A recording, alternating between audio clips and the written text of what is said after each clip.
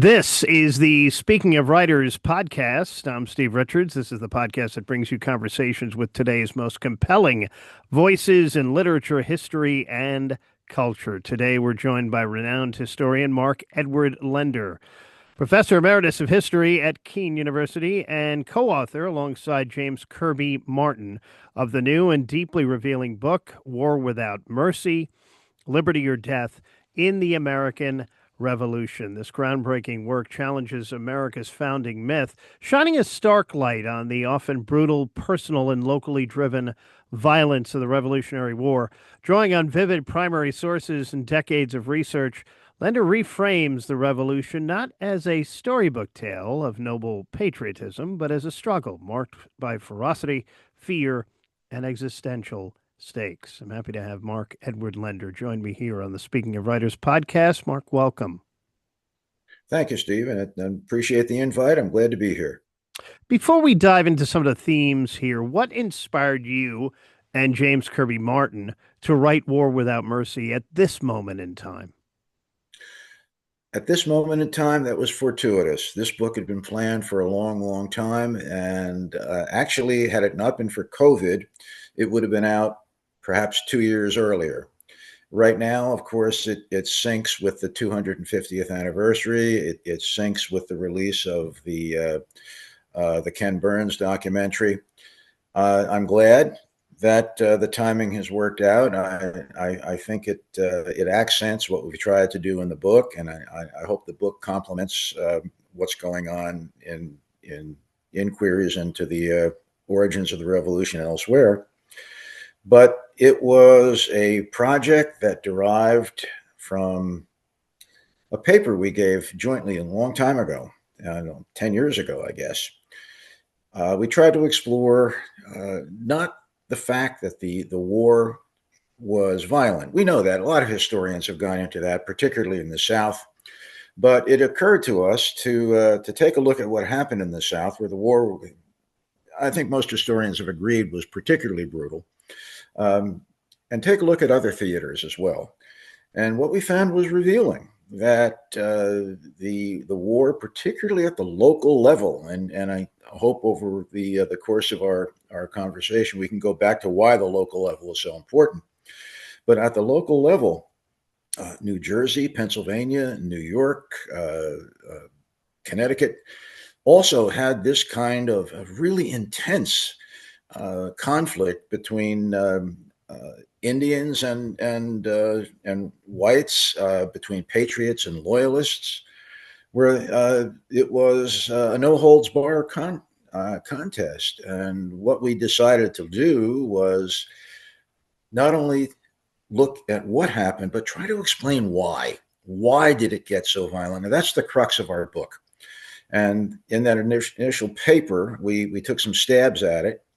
And then as time went on, both of our work, and by the way, this is my fourth book with Jim Martin. Jim, unfortunately, is passed away last New Year's Eve, just as we finished the final edits on this manuscript. And it's a shame he's not here to talk about it today, because he was very, very enthusiastic about the project. As I mentioned, it's our fourth book together since decades of collaboration. But it was the why that really gripped us, to try to get underneath the what happened that a lot of folks agree on. Not everyone, but I think most serious historians agree on the level of violence. But try to explain it. I mean, why did it go that way? And that's what the book's all about. Why? We're going to come back to the local war that you just touched on in a moment. You argue the Declaration of Independence itself served as a catalyst for violence. Can you explain how the document intensified fighting on the ground? Well, yes, and I think this is something of a novel take we've put on it.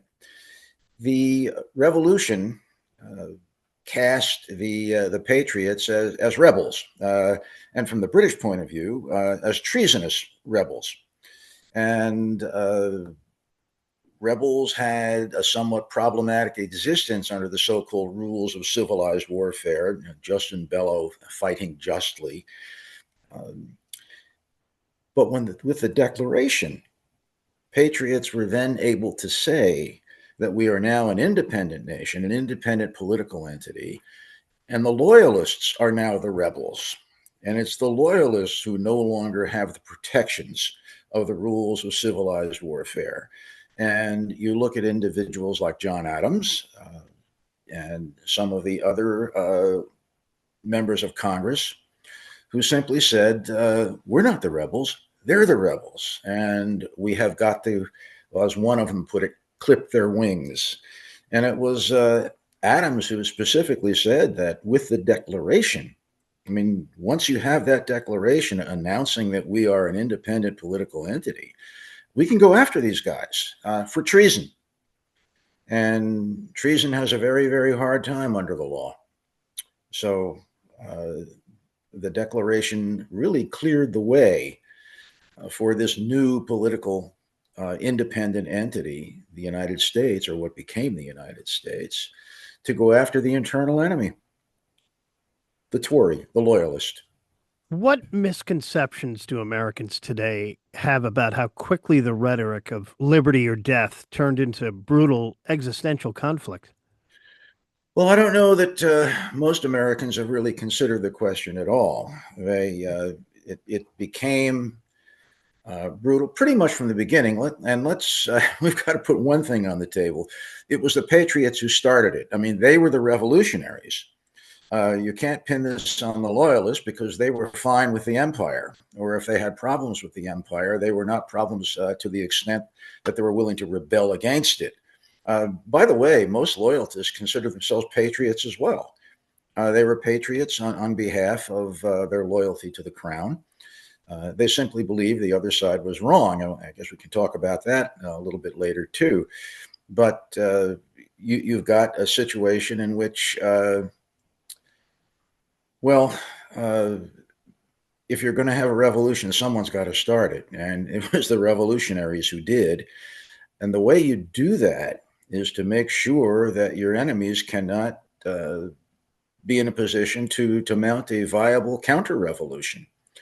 And this began at the very beginning, frequently at the local level, without the sanction of what we would call senior political authorities. The big names of the Revolutionary era. This was local people, neighbor against neighbor, taking steps to make sure that those neighbors were disarmed, were socially shunned, were economically shunned. You don't go to their businesses. You shame them publicly. And once you start doing that, it's only a quick jump to threats of physical violence. They made that jump. And it was very, very difficult to control. Once you go down that route, how do you stop it? How do you pull back? Because most patriots understood loyalists were numerous. We don't know exactly in what proportion. There's been all sorts of guesstimates on that, and they're more guesstimates than actual estimates. But there were plenty of loyalists. And if you're going to have a successful revolution, you cannot give them an opportunity to organize a counter-revolution. It's a very, very dangerous road to go down. And once you decide to go down that route, you've got to follow through. And that's what happened. Yeah, one of the most striking parts of the book, I think, is the local piece, the local war. And you're finding that 93% of the Revolutionary War was essentially local. What does local war mean in this context?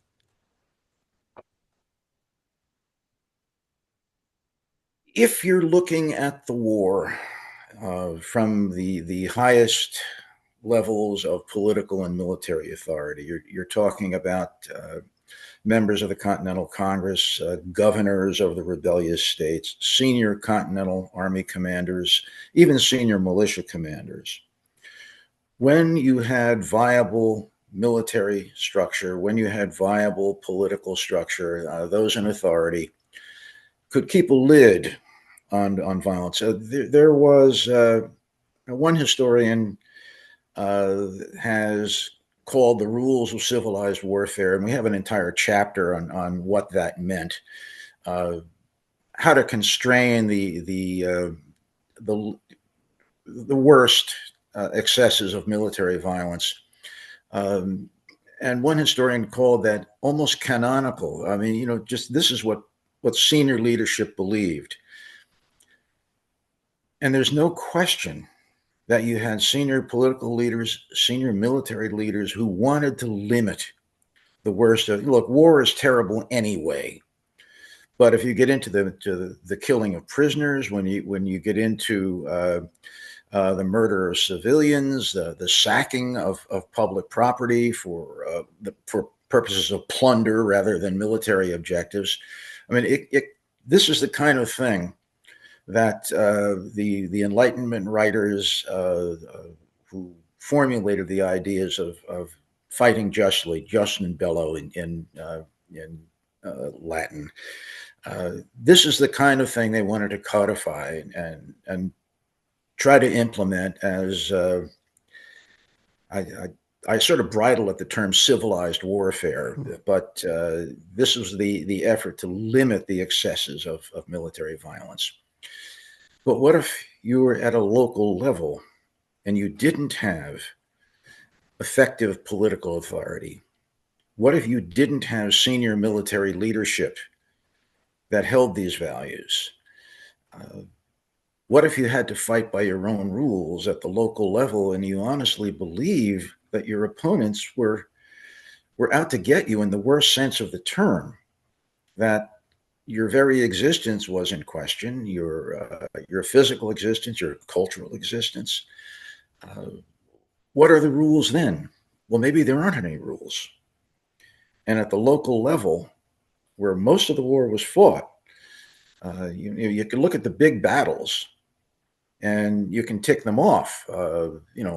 This battle, the battle of this, the battle of that, where the major armies were the principal combatants.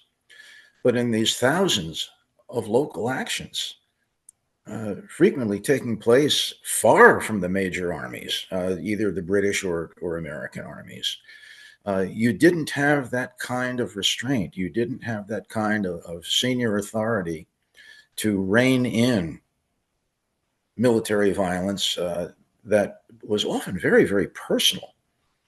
I mean, civil wars are often the most brutal, and the American Revolution was an absolutely brutal civil war on between patriot and loyalist, between Native Americans and white settlers expanding west, between enslaved individuals making a break for freedom and slave owners doing their best to maintain control. It was any number of ways in which this violence could get out of control at the local level, and it did. It did. Was there a moment in the research when you realized the war was far more brutal than even you had previously understood? I think so. Yes, it began to dawn on us. I'm I live in Virginia now, but I'm a Jersey boy. I'm a native of New Jersey. I grew up in New Jersey and close to a lot of the battlefields in the state. More of the war was fought in New Jersey than anywhere else, or there were more engagements that we can document in New Jersey than anywhere else. So I kind of grew up with it, with an interest in history. Um, and as I began to look into New Jersey, then it began to dawn on me how far things had gotten out of control. You had major parts of the state, uh, northeastern New Jersey, as it bordered New York, became known as the neutral ground. Nobody could control it. Uh, there'd be a raid and on a patriot farm or a local militia outfit, and reinforcements would arrive, but always too late because the raiders would hit and then go. Um, and that went on and on and on. You simply could not establish any permanent security down in southern New Jersey. Uh, the the Patriot government that took over from the royal government wanted to do things under the law. Uh, because if you do things under the law, it establishes your legitimacy as a new government. But they couldn't control the local actors in the southern part of the state who were terrified of loyalist raids, who acted in what they considered perfectly permissible self-defense, and they called themselves retaliators. And you can imagine one of their leaders was Devil David Foreman. And just if you're going to call somebody Devil, I mean, it wasn't the Patriots that called him that, it was the Loyalists. Devil David. It's just right there what kind of an individual we're dealing with. And so, yes, it began to dawn on me, looking at my native state, how bad it really got.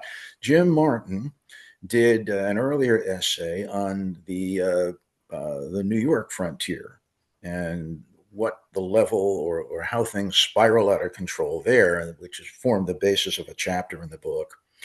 And I think Jim was surprised at what he began to come up with. There were the big battles we knew about, the big raids we knew about, but then it was the small stuff that went on and on and on, war almost without let up, to the point where I don't know how many engagements there were on the New York frontier. I mean, we have a tabulation that was put together before the American bicentennial. You know, that's a while back now, but we know it's an undercount. And the same thing with New Jersey. The tabulation that was published was an extreme undercount. Same thing in the Carolinas. It just, the more we dug, the more we found. And it was kind of, it was a revelation, but it was a pretty troubling revelation. When you think back of what people had to endure, both on the winning side of the revolution and certainly on the losing side of the revolution. It was, yeah, it was an exercise in being constantly surprised at what we turned up. How do you hope this book reshapes the public's understanding of the war for independence? I hope people who read the book or not understand that it was a war, and war is bad enough. But what you had in the revolution was akin to other violent revolutions when things got out of control. When you had individuals who honestly wanted to limit the violence, they honestly did, but found themselves unable to control what was going on. Sometimes, I think happened in New Jersey, and I try to make the case in a chapter in the book. Wanting people, or the government wanting, particularly Governor William Livingston, wanting to keep things under control, objecting when he learned of excesses, but not doing anything to limit those excesses, sort of having your cake and eating it too. I want to keep this as nonviolent or limit violence to the extent that we can. But I know what's going on, and it's pretty effective. And I might say, you know, tut tut, don't do that, but I'm not going to stop you. So people were realistic about this. And while they may have regretted how violent things were, they understood that it was going to be very difficult, if not impossible, to stop it until the war itself was over. And so if people understand that the American Revolution was as violent as it was and the reasons for that violence, I think they'll get a better understanding of what the movement for independence had to endure, what it had to overcome. It was not just people spouting fine words about liberty and democracy. It was people who had to go through horrible, horrible experiences, particularly at the level at which people actually lived. I mean, these weren't people just in government. They weren't people in the senior reaches of military command. These were citizens, inhabitants, free, slave, Indians, frontier settlers, the people who had to live this war every day. And there was so much going on during this time in most areas, you really had no idea what was going to come at you from day to day. And it wasn't just the violence; it was the fear of not knowing what was going to happen. Because we're talking about thousands of engagements over an 8-year course of war, and in some areas, I don't know how people lived. Well, a lot of people they didn't. They evacuated. They cleared out simply because areas became so dangerous. What is Um, next for you and your writing? uh, somehow after you do a big book or you're involved in a big book, you just sit back a little bit. And I mentioned I live up here in our vacation home is up here in the Poconos. I'm about 20, 25 minutes from uh, the only real battlefield in the upper Delaware River Valley, the Battle of Minnesink. And no one's really done anything on that. Uh, no, 20 years or more. And I'm kind of intrigued at that. It involves Joseph Brant, the Mohawk leader, uh, local militia leaders who, uh, well, there's an awful lot to look at. That it's kind of interesting. War in a borderland area. This borderland being, you know, you may have had political people, authorities claiming an area, but if you couldn't control it, it was contested. This was a borderland. The whole Minnesink area, that New York, New Jersey, Pennsylvania comes together. Beautiful area still, but pretty rugged back then. And I think the Battle of Minnesink has got some lessons on the nature of the Civil War, uh, the nature of Indian warfare. And this is interesting. I mean, the racism uh, directed at Indians, American Indians, Native Americans. What I use both terms in the book. Uh, you know, Still with Joseph Brant, you had white loyalists, despite all the racism directed at Indians, white loyalists volunteering to serve under an Indian commander. I find that fascinating, and I'm going to look at that as hard as I can. And it was Brant's loyalists who fought the Battle of Minnesink against the militia. So Brant commanded a mixed uh, American Indian loyalist command. Interesting people. I've got some names, but I need to dig deeper on Brant's volunteers. I'm fascinated by it, and I'd like to get underneath it if I can. Tough to pin motives to individuals, but to have whites volunteering to serve under an Indian commander, I think is pretty interesting. So Yeah. I'm going to chase that a little bit. That So sounds fascinating. This book is fascinating too. Mark Edward Lender, fascinating and challenging new book out now. War Without Mercy, Liberty or Death in the American Revolution. It's available now wherever books are sold. Mark, thank you so much for joining me. Steve, thanks. Really appreciated the opportunity, and good luck with your podcast. Thank you. And if you enjoyed this conversation, be sure to subscribe, share, and leave us a review. Until next time, I'm Steve Richards. Thanks for watching.